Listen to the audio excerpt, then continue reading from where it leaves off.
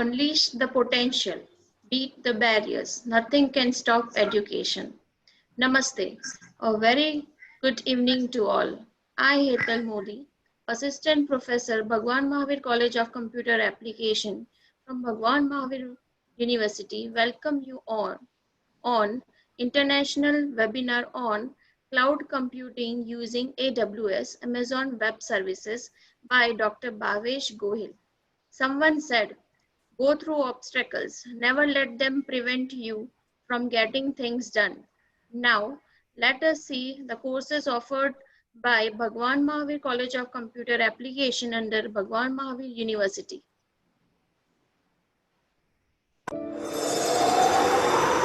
From this year, we are going to start after 12 courses, BCA and MSc IT. PG courses, MSc ICT, MSc IT, MSc Data Science, and MSc Cybersecurity. PG Diploma in MI, AL, Data Science, and PGDCA. Okay, thank you, Jainesh sir. Before we begin, few instructions for participation of today's webinar. Dr. Bhavesh Goyal shall deliver his talk for around 45 minutes with head-on session. We shall have 10 minutes question answer session at the end of the webinar, requesting all the audience who are joining through Zoom app to ask question into the question answer section, and the participants who are joining us through Facebook Live, they can post their questions in comment section. Poll question will pop up on screen in between who log in through Zoom, so one can give review on it. Important instruction for the participants on Zoom. At the end of the webinar, you will be prompted for valuable feedback. Kindly fill it up. Now, I welcome Dr. Hemangini Patel ma'am to continue our webinar with the introduction of the speaker. Over to ma'am. Good evening, one and all present here. Myself, Dr. Hemangini Patel, Assistant Professor, Bhagwan Mahavir of College of Computer Application. I heartily welcome you all in international webinar on cloud computing using AWS. Cloud computing becomes a key part of everyone's life as according to current situation of pandemic COVID-19. Everything is going on virtual. The ongoing pandemic COVID-19 demonstrates how cloud computing has become essential in the modern world. Many of the conveniences and services available online are made possible by the cloud. Today, we have with us Dr. Bhavesh Gohil, Assistant Professor, Department of Computer Engineering, SV National Institute of Technology, Surat. His area of research is compiler design, distributed computing, cloud computing, fog computing, edge computing, distributed information security, and network security. He has 12 years of teaching and industrial experience. Under his supervision, whose research scholar is ongoing. 14 plus students have completed MTech dissertation under his guidance. He has delivered expert talk at various universities. He had chaired a session at International Conference at London. He is an active member of BOS at Bhagwan Mahavir College of Computer Application run by Bhagwan Mahavir University. Now, not taking much of time, I hand over the session to Dr. Bhavesh Gohil. Good evening, all of you. I am very much thankful to Bhagwan Mahavir University and Bhagwan Mahavir College of Computer Application for giving this platform to share today's most demanding technology, the cloud computing. As we see, since last 3 months, we all have been passing through the worst situations of COVID-19, and that has compelled us to stay at home, work from home, keep a social distancing, and lot many aspects. So in those we can say circumstances, the very useful technology is a cloud computing.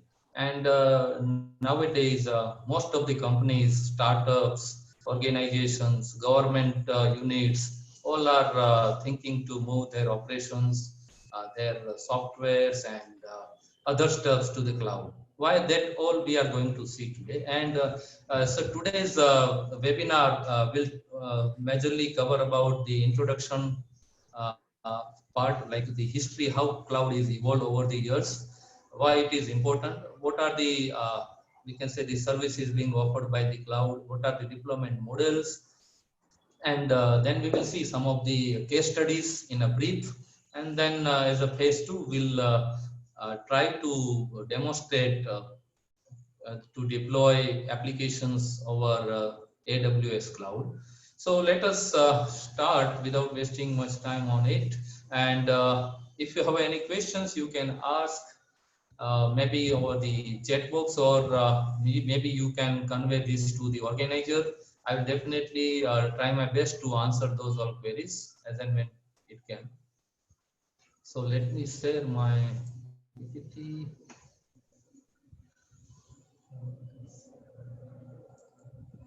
Okay, I hope this is visible to all. Yes, sir. Okay, so see, it's the right time to talk about the cloud computing. Why? Because the recent news says, the IDC report says, due to COVID, the total around 64% Indian firms adopt the cloud computing due to COVID. So that is really a surprising figure and measure. So the demand of cloud is because of virtual desktop infrastructure and collaboration tools. We know we are using Zoom and Facebook and YouTube, Netflix, all are the examples running over the cloud. So because it handles the spikes, it handles the requirements at different time and at different locations. The video conferencing tool Zoom, like the recently there was a debate about whether the Zoom is being managed by Oracle or AWS. So in that thing, both are having their portions to manage the Zooms. So it has been in daily usage, and the rise of the usage of Zoom has been increased more than 300% before this pandemic. So we can imagine like the requirement of the cloud, right? We know we all are working from home, and we need a kind of tool, video conferencing or kind of virtual desktop to remotely log in. So all these things needs attention to move the operations over the cloud. Recently, 2-3 hours back, the news is like Wipro partners with IBM to help the customers migrate to the cloud services. So that is like the Wipro is having many verticals: finance, banking, and healthcare. So they have a kind of hybrid cloud, the private and the public cloud. They have tied up recently, and so this is there are many stories like why we are talking, or we need to talk about the cloud. So what exactly the cloud is? If you remember, in early days, we used to move our data from pen drive, from CD, from DVDs, and we take the data from one place to another place, and we move content like that, right? So there were many issues, like someone may steal our data, someone may breach the particular storage devices, and lot of things. But now, see, due to the cloud, it's completely managed by us, and we can move anywhere, anytime, and we can access all those data without needing the kind of storage devices or medium. So we can compare the cloud with the utility services. Like at our home, if we see, we have electricity, gas, water, and other communication, many services, right? So the cloud computing, what we do, like we don't have a capacity to we can have generate electricity at our home, and then we use. No, we use it from the electricity boards or the government, whatever is giving us from the grid, right? Then for gas, we use a pipeline or a bottle, and for water, also the same thing. So now the thing is, we need to think about whatever we use, we pay for it, right? So it is called the pay model. Similarly, the cloud concept is based on the utility services, like it gives you the access to the resources or services managed by others. We call them experts, like a cloud providers, Amazon, Google, Microsoft Azure, IBM, Oracle. There are many cloud providers exist in the market nowadays, and these facilities or the resources services are available on demand. So the definition, the standard definition by NIST, National Institute of Standard and Technologies, it's a model for enabling ubiquitous, convenient, on-demand network access to a shared pool of configurable computing resources like networks, servers, storage, applications, services that can be rapidly provisioned and released with the minimal management effort or a service provider interaction. So that is a very standard definition. If we see informally other definitions by Amazon, so the cloud computing is on-demand delivery of IT resources and applications via the internet with pay-as-you-go pricing. The Gartner says the cloud computing is a style of computing where scalable and elastic IT-enabled capabilities are delivered as a service to external customers using internet technology. So the bottom line is we need to provide resources and services, right, over the internet. That is the main thing. If you see how it is evolved, so if you look back in 1917, 18, there were a framework, mainframe computers, right? So the mainframe computer is nothing but a centralized approach where the high capacity and we can say a very big data center kind of we can say supercomputer facility was there, and there were a lightweight clients used to access those all services, compute, storage from the mainframe. But later on, what happened, because that was a centralized approach, there was a problem of failure and all, right? The network link is required, establishment is required. Then the concept came about client and server due to some internet and WW involvement in 2000 also. So the client server architecture, we are very well aware about it. The client is a kind of a browser, sends a request, and the response receives from the servers backend from the databases or from different server technologies. And now if we see, there is a cloud. So in that, if we see the technology evolved, and at the same time the applications evolved during see the terminals during the mainframe time, the terminal access to the mainframe applications. In the distributed servers, there was a desktop applications. In the large individual servers, we had a client server applications. In multiple distributed servers, we used to have an internet website hosting and all, right? In the high density server farms, we have internet applications, and now we have virtualized and software defined everything. So we have a cloud enabled applications. So there is a one theorem related to distributed scenarios. So it is called the CAP theorem by Professor Brewer. So he said that in any distributed system, three concepts are related: consistency, availability, and partition tolerance. So the consistency means all nodes see the same data at the same time, right? It's nothing but when I withdraw a 200 rupees from ATM, it must be deducted. Otherwise, what happened? I can have a 2 ATM card, right? And one of my friend and myself will both start withdrawing the money. One will be after a few seconds, but that doesn't mean, so as and when I withdraw 200 rupees, it should be replicated, right? So one is from Surat and another is from Bangalore. So it is also replicated, and the whatever is the transaction made, that is also conveyed. So that is called the consistency, right? Whatever is read, that is has been read immediately after the most recent write. Availability means a guarantee that every request receives the response about whether it was successful or failed. So nowadays the availability is a major concern. in most of the service sectors. And the partition tolerance, the system continues to operate despite the failure or loss. So these three terms are related to the distributed system. If we see, the professor discovered that distributed system can satisfy any two of these guarantees at the same time, but not all three. Say for example, DNS, domain name servers. So it keeps mapping between our URL and our IP addresses and keeps the domain names of, and there are there is a hierarchy, right? Domain name server hierarchy. So in that, what is important out of three? Say availability, consistency, or partition tolerance. So we can say consistency is not that much important. Availability and partition tolerance is required. Why? Because sometimes what happened, the replication takes some time in DNS. Some entries get delayed, right? So consistency is not that much important compared to availability and partition.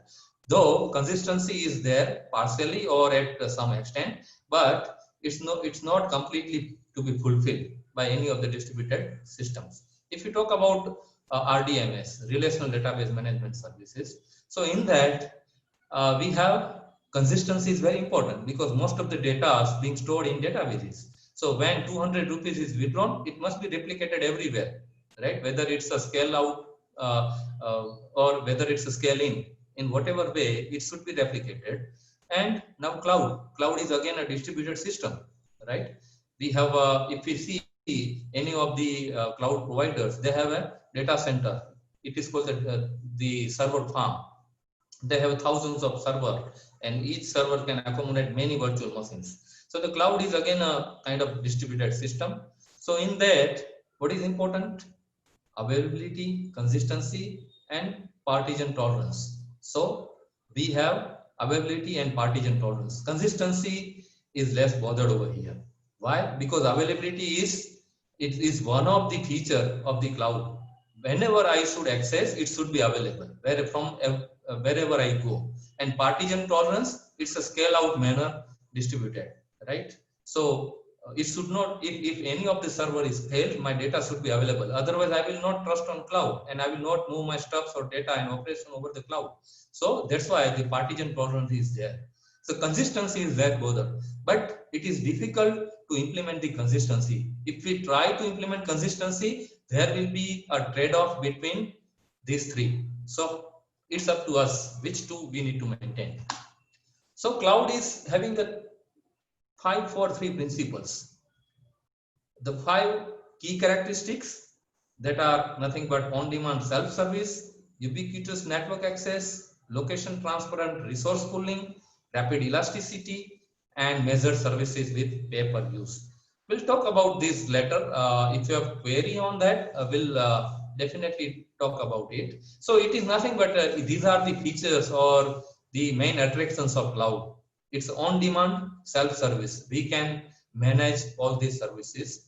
It's available everywhere, right? It is transparent. Say for example, I'm over here and I want to use a cloud. I never come to know from where it has been given access. See, in Gmail, in a Zoom, in most of the applications we use every day, right? So we never know where is my Gmail is, right? Where my Gmail or all the emails are resided. So that is a location transfer resource pooling. So initially the Gmail gives us a 15 GB, but at straight away they don't give a 15 GB. They give 1 GB. As and when we increase the usage, they will increase to 2 GB, then 3 GB up to 15 GB. Then we need to pay. Rapid elasticity. So that is similar way, right? It is rapidly happen, scale in and scale out, right? So the resources are without notice, it has been scaled in and scaled out. If you don't use such kind of storage, it will be scaled in, or otherwise it will be scaled out as per the usage. And measure services about the network, about the storage, about the compute, everything is metered. So say for example, in our gas, every 2 months we receive the bill, how much we used. Similarly over here, there is a provision of kind of measure services in the cloud. 4 stands for 4 deployment models. So the clouds are different 4 types of cloud: private cloud, public cloud, community cloud, and hybrid cloud. Private cloud means in campus. It is designed, managed, and operated by the particular company for the security reasons, maybe, or maybe some other aspects. Public cloud like Google, Amazon, IBM, Microsoft Azure. Like I don't have anything to develop or to set up a cloud locally, but I want to set up something. I want to use something, but I don't have resources. So go for the public cloud. Community cloud, say for example, government organizations, NGOs, right? So they have a kind of mixture of cloud. So in that way, many parties or many organizations share the informations, data, and services. So that is for particular community, it is designed. And the hybrid is nothing but the combination of all. Say for example, the today's news, Wipro has tied up with the IBM. So Wipro is already having their own cloud, and they are now going to use IBM's public cloud. So it's a private public partnership in terms of cloud. Some of the services will be used from their own cloud, and some of the services which are not there available in private cloud and available in a public cloud. So it's nothing but combining both these services becomes the hybrid cloud. And three, in 543 principles, three are the service models. Now these three are basic services. Nowadays cloud offers lots of other services. Anything as a service is available. So but what are these three basic services says? Software as a service, platform as a service, and infrastructure as a service. Software as a service is nothing but use it. We don't have anything, but I want to have a kind of software to be used, to be given for the use, or like that. Say for example, Gmail, or we can say G Suite applications. These all are software as a service. We don't have anything. We don't have a hardware. We don't have a platform. We don't have a software, but we want to use it over the internet, and none of my resources like compute, storage, RAM will be utilized when I use software as a services. Second is a platform as a service. In a platform, there is app development, dashboards, integration, some whatever is my development, I need some infrastructure, hardware, and some IDEs or some platform I need to have it. If I don't have it and I want to do something, we can use this service. It's nothing but build with it. We can build something using this service. And infrastructure as a service, I have my software, but I don't have existing hardware, network, storage, and compute, and etc. Right? Then I can go for infrastructure as a service. So most of the cloud providers offer these three services. If between the first column says on-premises, right? That means if there is a nothing like a cloud and nothing like these services, what happen? Everything we need to manage. That means you manage. It's all in green. So that is nothing but you manage. Infrastructure as a service, we see only the orange color other manages. That means virtualization, server, storage, networking. That is not our problem. That will be managed by the cloud provider. Only we need to worry about application, data, runtime, middleware, operating system. So up to OS, we need to worry. Other part, we need not to worry when we buy any infrastructure as a service. Platform as a service, only we need to worry about application and data. Other things will be managed by the cloud provider. Software as a service, everything will be managed by cloud provider. There is no overhead. Say for example, during the month, the March end and April end, there is a huge demand of income tax softwares, right? If you know about compilers, if I don't have anything, I can use compiler it's a software as a service. I can use this straight away, right? Calculator, a number of things we do over the internet, right? So that is nothing but software as a service. So these are the well-known examples. The Google app, so we can say Google Docs. So Gmail, Google Doc, Calendar, Docs, Videos, Cloud Connect, CRM of Salesforce, Dropbox, Slacks, GoToMeeting.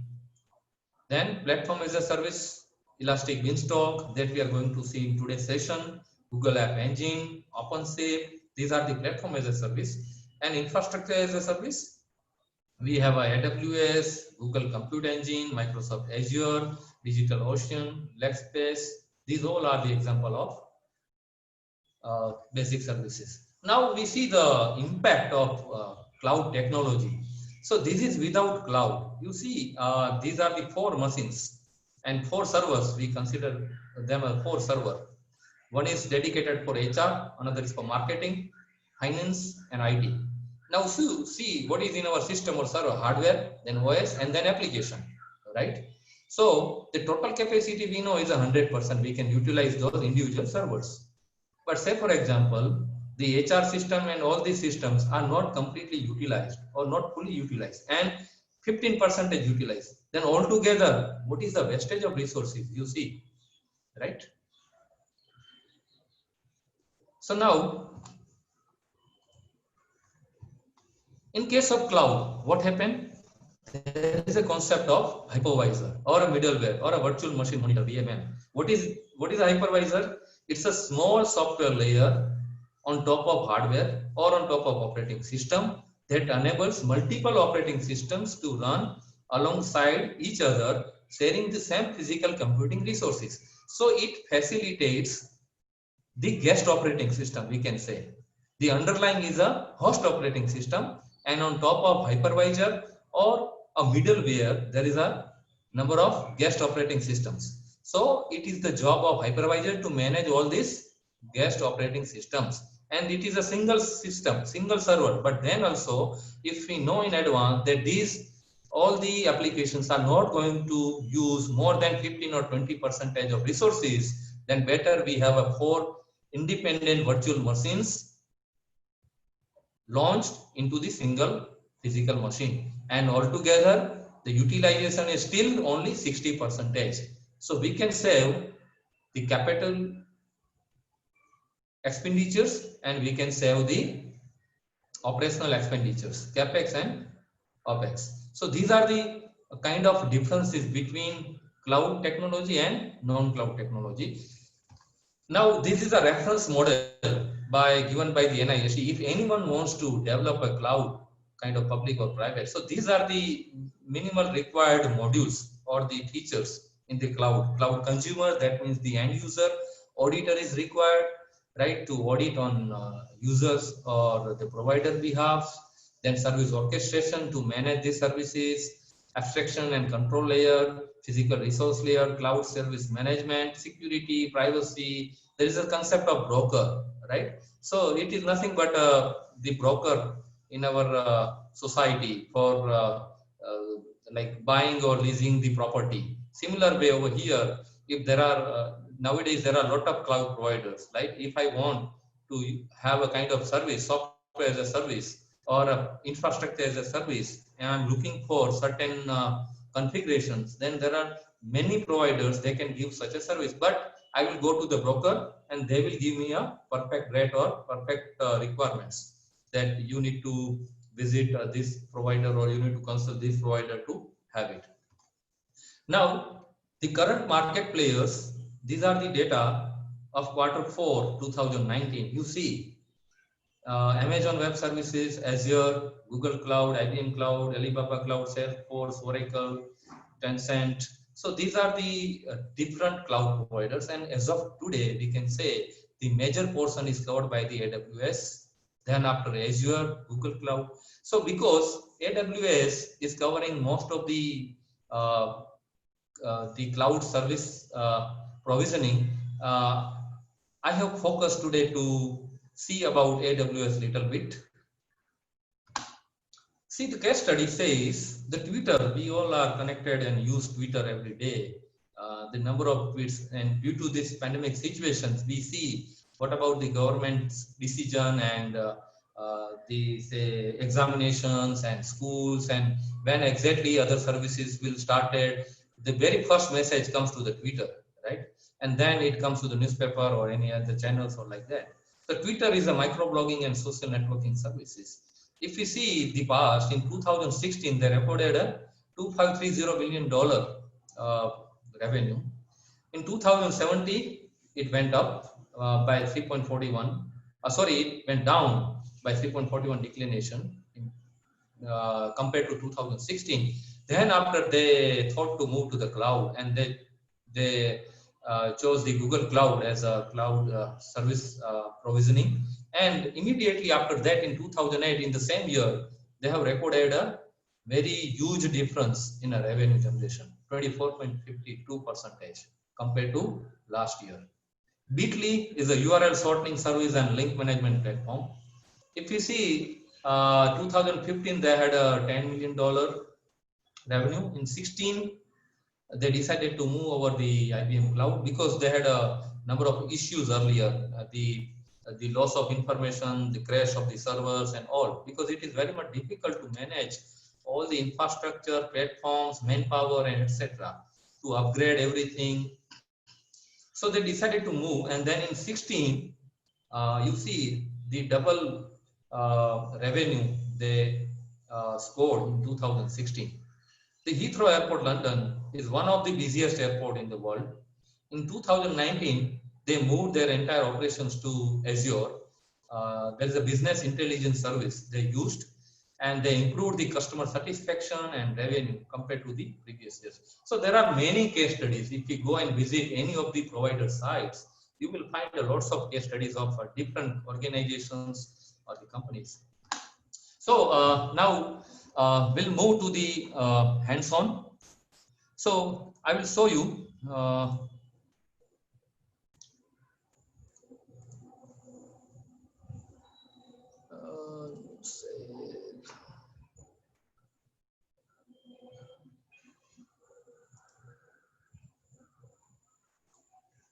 so I hope now this eclipse is visible to all.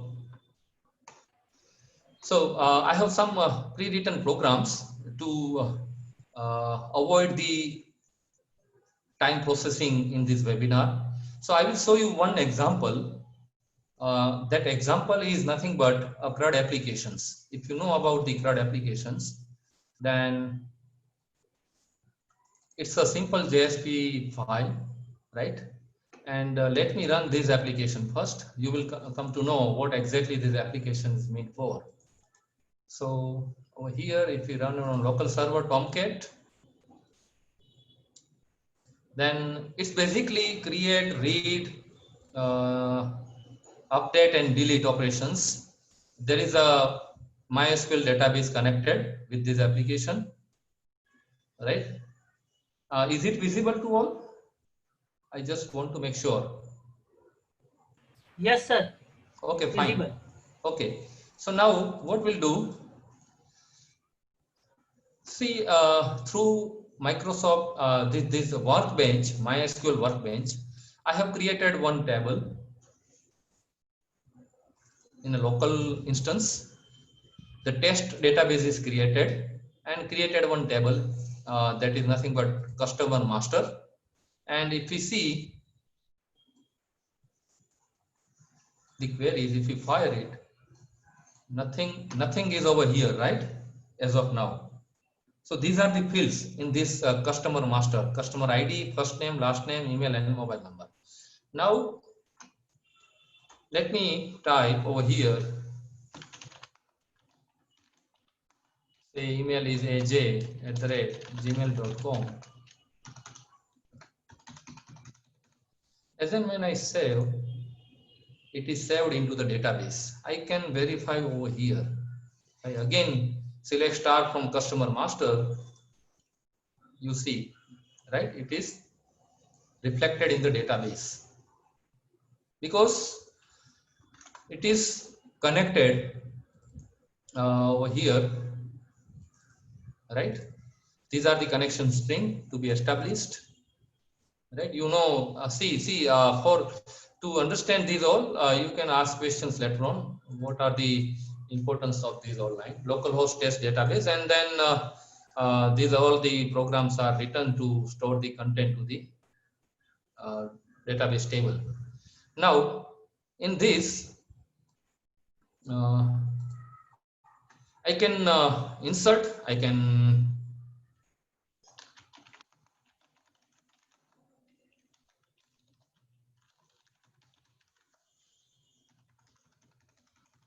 see, I'm just going to insert two records. I can update it, right? So say for example, I want to change a number instead of 7999 all 9, say for example, and all 8, then it is possible, right? I can delete, I can update, and all. That's it.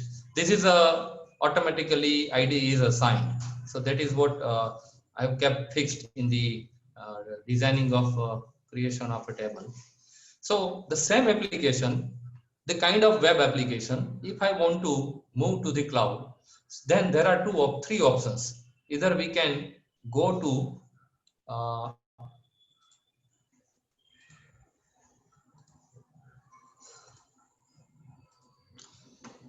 the AWS console. So the AWS is nothing but when we say AWS login, right? We need to create a login initially, and then for login we need to have a credit card or debit card for the registration process. Once it is done, then we can explore. So there are various services. If you see over here, this is what called the console, AWS console. So these are the various services the AWS provides. In case of compute, there is a EC2, Elastic Compute Cloud, then Lambda, then Elastic Beanstalk, serverless application repository. Then in case of storage, there is a S3, Glacier, Backup, Gateway. Then in case of analytics, if I don't have a setup, we can use these services ready-made available over here. Then in case of database, we have RDS. For MySQL, we can use DynamoDB. For Elastic Cache, Redshift, key spaces. For management, we can use all the services: CloudWatch, auto scaling, cloud formation. Security and identity, we have identity access management. For IoT, we have lots of services for game development, for containerizations, for mobile. So there are lots of services, and that has been added over the time, not at one shot. All the services are provided. But we are today going to show you about Elastic Beanstalk. The Elastic Beanstalk is nothing but in a one go we get everything. We can have a infrastructure as a service, we can have a platform as a service, and just we need to give our own web services. Other things it will be managed by Elastic Beanstalk. So in the Elastic Beanstalk, if you see, if I want to create a new environment, if you see what happened, it asks whether it's a web server environment or worker environment. So most of the time we go for the web server environment. We select, and we need to give a new app, say for example, then environmental name will be automatic. We can also change it.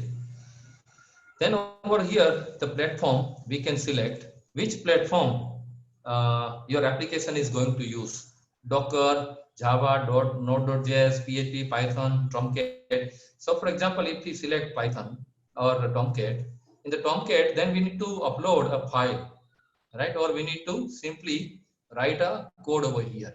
Or if we have an existing, so what we have selected here, web server environment, and in that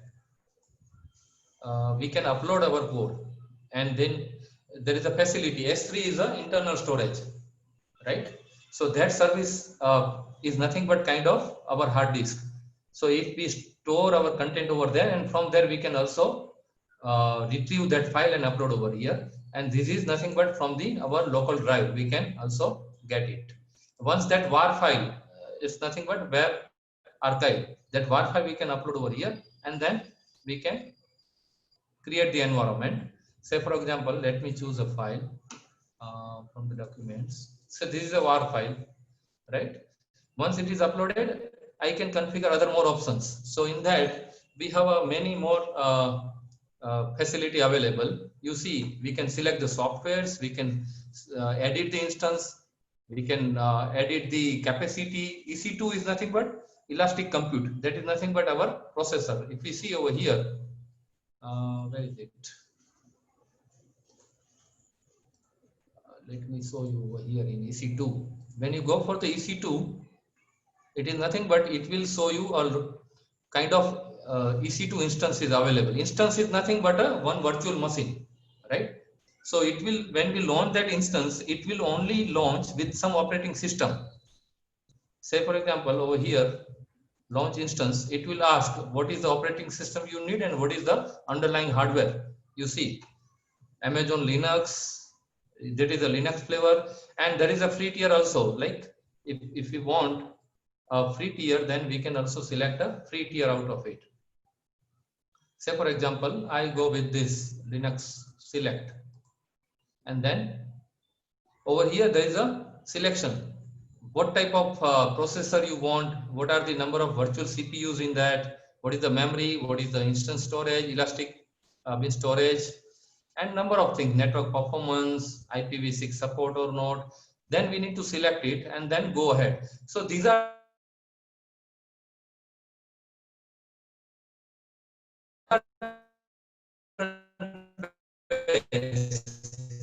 if we go with the elastic stroke, instead of that, then we'll have a more facility. Apart from the hardware, it also supports the platform like Tomcat or Node that we can select. Now, I have already uploaded the, there is a,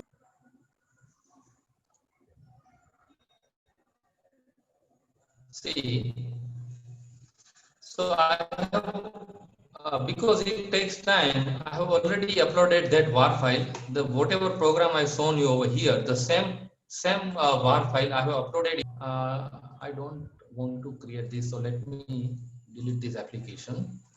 New app.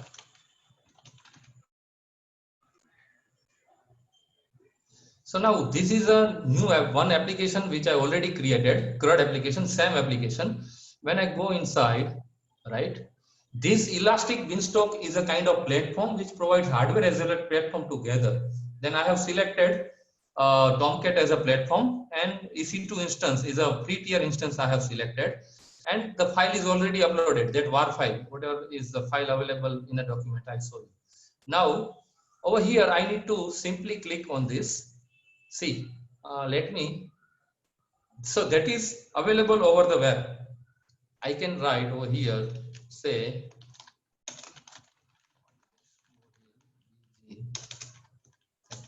gmail.com, right? And I save. See, where it is stored? It is stored in RDS. RDS is Relational Database Service, right? So what I have done, these RDS instance, if we see over here, if you see the databases, so this is the database identifier. So this is the URL. That URL I have provided over here to access. See over here. If I click over here, it is going to connect with that RDS over the cloud. So what happened in cloud? In cloud, one server is nothing but a kind of web server is created, right? That is nothing but this one, Elastic Beanstalk. This one. This is a web server, and this is nothing but a database server, right? So this is going to access that particular database server, and then I have created a table, database and everything. After that, once it is done, I have modified the program before I created the WAR file over here. So there is a connection server problem. Let me see it later. So if you see, the same connection string I have provided over here, and then created the test database, and the password is nothing but 128. But as this is a local server and local system, I have commented this AWS part and kept open this local part, right? So if you see the output over here, over the web,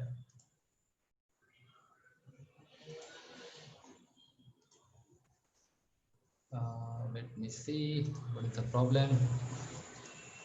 Yeah, it is stored, right? We did this one. Let us store another one.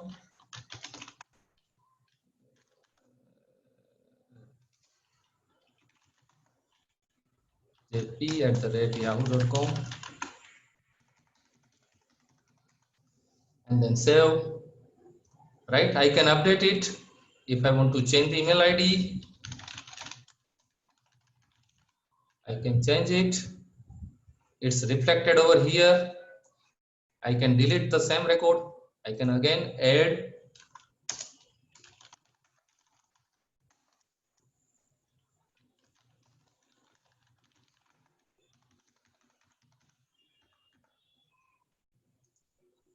So over here, because I entered more than 10 numbers, that's why, right? So there are some programming constraints we set up in a program. So this is about creating a file over here, the programs over here, the application over here, and we need to create the var file from here, export var, and that var is nothing but over here in a documents, right? So that var file is required to be uploaded over the AWS over here, right? And that is happened because we have selected Elastic Beanstalk, and Elastic Beanstalk provides the one-click solution. It provides this all. See over here, it is mentioned Tomcat 8.5 with Pareto 11 running on 64-bit Amazon Linux. So there is a hardware, there is a Linux operating system, and then it's a web server, right? The platform is supported and the health is okay. So if we go in that, it will show the brief steps how it has exactly created. It started from deploying a new version, new application version, environment update, transition from status okay, and all these details. And over here, what I have done, one more thing I need to I want to share with you. If we see, the web server is created and database server is created. In the database, this is a connection string and this is the port that we can connect from here. I don't know why it was showing error, but it should be able to access it very well. And whatever the records created and stored in database, that we can also access from here. Because this string, you know, AA1J is the same string of RDS, AA1J, right? So there should not be any problem in that. And what we need to do when we connect or when we work with the database in AWS, we need to see the security group of RDS. Security group is nothing but virtual private cloud, right? So in that, it is nothing but a security group. The one security group is nothing but a kind of policies given to a group of resources. And that security group, we need to change inbound rules. So this is nothing but for RDS, right? The one change over here is I need to give permission, inbound rules over here, and that IP I have provided. This 14.139.121 is my IP. If you see my IP, then you will get it the same IP, right? It's fetching. Okay, got it. Because now I've connected myself with the mobile. That's why I'm getting a problem.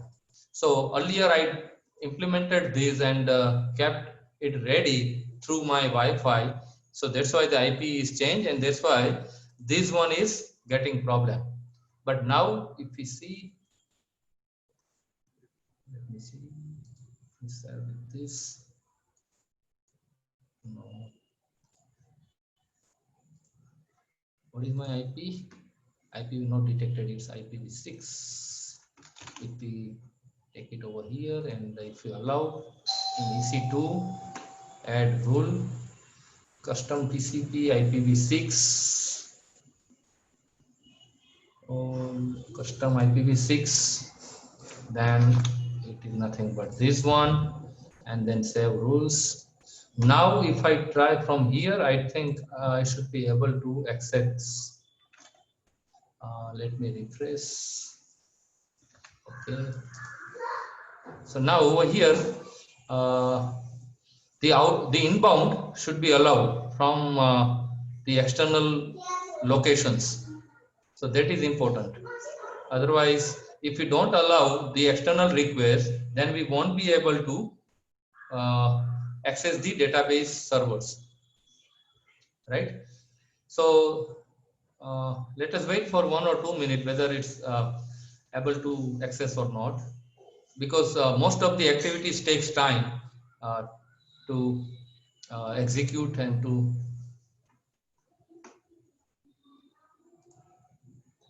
So over here, no, it is failed. Maybe some other reasons. IPv6 I need to check.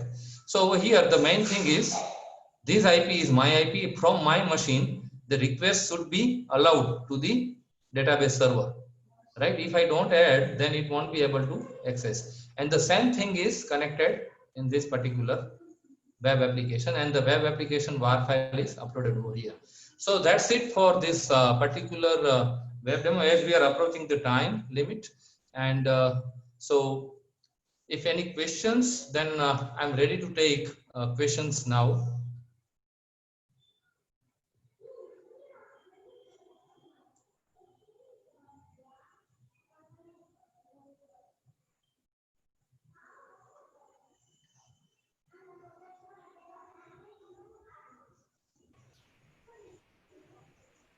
Hello. Hello. Shall I start question answer session? Yes, yes, yes. Please go on. Okay.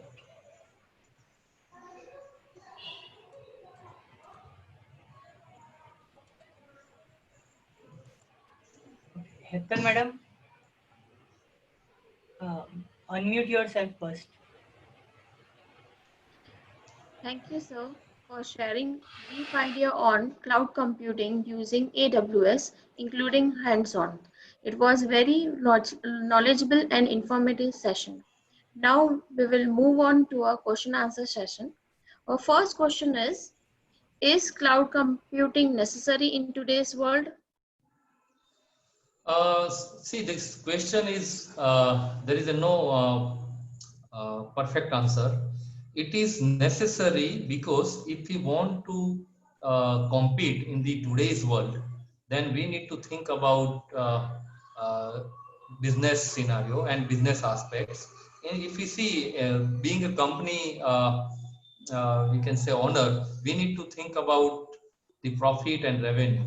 So if I'm a startup and being a startup, I don't have anything right away, and I will not put a risk on buying lots of hardware and infrastructure, setting it up, and that's all. So that is if we are not sure about the success of our business in future, the requirements, the changing in the technologies. So most of the aspects are not sure, right? So in that case, if we go with the already available services, say for example, I told you example of electricity services, water services, gas services, like it is very difficult and costly to set up such services at our home. So that's why we go for it. Similarly, in cloud computing, everything is available as a service. Whatever you know, you need a server, you need an analysis, you need a high performance computing, you need a data mining, you need a security, you need a social networking, you need Android apps, you need a web apps. You go for it, and you whatever you use, you pay for it. You need to pay more than that. So that's why it is a kind of necessity in the today's world to compete with the other or to compete in the business aspects and all.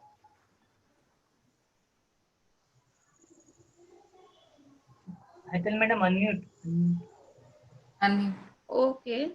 Next question is data security a big concern in cloud computing? It's a question from Neil. Okay, so it is a big concern. In the recent survey made by IDC, the kind of research, the data security is a top research being done by the researchers in the world. The data security is a concern, but most of the cloud providers give guarantee 99.9999% of data being secure.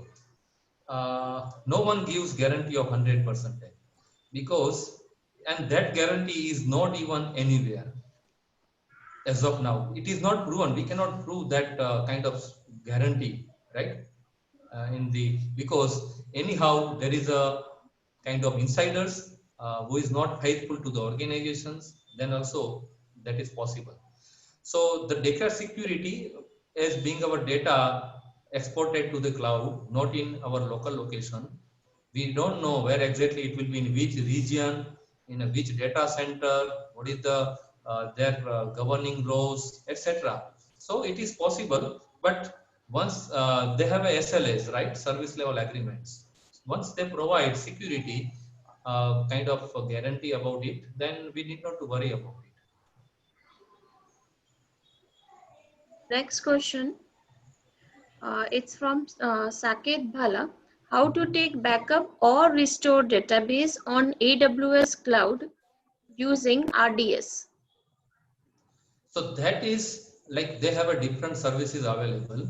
We can take the, see, normally what happened, as and when our data move to the cloud, they themselves take the responsibility of it. We have a auto scaling, we have a load balancing, we have a kind of um, uh, we can say uh, what is that? Multi-factor data. So lots of the aspects are being covered by the cloud providers, right? So we have if we want to manage ourselves, then we can also do that. And in AWS, it is automatically managed. We need to choose those services while we deploy our application, and when we design our particular solution for that application, we can select those services, and that will be managed by them. They keep a backup in a one or two data centers, and that data centers, say in a one is a Asian region, in another is a Europe region, another is a North America region. In North America, they have more than two data centers. In Asia region, they have more than two data centers. So my data will not be in a single data center. It will be in more than one data center. So it is possible. They restore our data, whether it's a database or a web apps or front end or whatever. Third question is, sir, which services are free and which are paid in AWS? So for that, basic services are available for free in a free tier for 1 year, for 12 months, up to certain limit. So that we can always see in AWS website, EC2, S3, Elastic Beanstalk, RDS. These all are available freely for 1 year, and we need to register through credit card, and we can use it for 1 year. But we need to be always sure. We need to check our billing dashboards, right? And we can set up CloudWatch. If my usage goes beyond certain dollar or certain rupees, then it will give a notification email, and through that way we'll come to know that it has reached to the free tier. And after 1 year, it will be paid. So we need to be sure that 1 year is completed. Now you need to be very much confident about that usage. Sir, the next question is scope of cloud computing in upcoming technology and its disadvantages. So the scope of cloud computing is most of the things are available as a service. So we can say whatever we can do on premise, that is possible, right? Of we can say over the cloud. So whatever is the scope with the in-house in-house technologies and in-house services, the same thing is available over the cloud. On top of that, it is very much advantageous that we need not to worry about the management, deployment, updates, security, load balancing, and lots of things. It will be automatically handled by the cloud providers. But the thing is, we need to pay them. Otherwise, the scope is there. Whatever is for the in-premise, the same thing is available for over the cloud. And the question, can you please repeat, madam? What is the question? Scope of cloud computing in upcoming technology And risk, right? and its disadvantages. The disadvantage is, the only thing is, as of now, is the security. We need to trust the cloud providers, and we need to be sure about this content. I tell you one thing. So in North America, the banking sector is widely, or there are many banks in North America, right? So what happened? Uh, Say one banking organization wanted to move their operation over the cloud. Say, for example, one AWS. I'm not sure about, and I don't want to reveal that information now. So the banking organization wanted to move their organization over the cloud. Now that cloud provider is also in process to open their own bank. Now what happened? If bank moves their entire stuff to the cloud and the same cloud provider is going to have their own bank in future, then you see we can see our privacy and policies and other aspects that can be, but they always gives the guarantee about privacy and security. So there is a still research and lots of algorithm protocols are there. Whatever is the security aspect over here, the same kind of principles, aspects, and protocols are there in over the cloud. Okay, sir. The last question for today's webinar, since there are a lot more of questions in the list, but due to time constraint, we have to end up this seminar. The last question is, can we relate cloud computing with artificial intelligence? No, artificial intelligence is a kind of different domain, and cloud computing is nothing but giving us services. AI is a service that can be possible, right? AI is a different aspect, deep learning and data mining and kind of machine learning. These all comes under artificial intelligence. But for that to have artificial intelligence, we need a certain kind of resources and algorithms and platforms and all, right? So these all things, if I don't have, I can also use it over the cloud. So I can say the cloud helps in achieving the artificial intelligence. Oh, thank you, sir. Thank you very much. Now I would like to invite Dr. Hemangini Patel ma'am to conclude the session.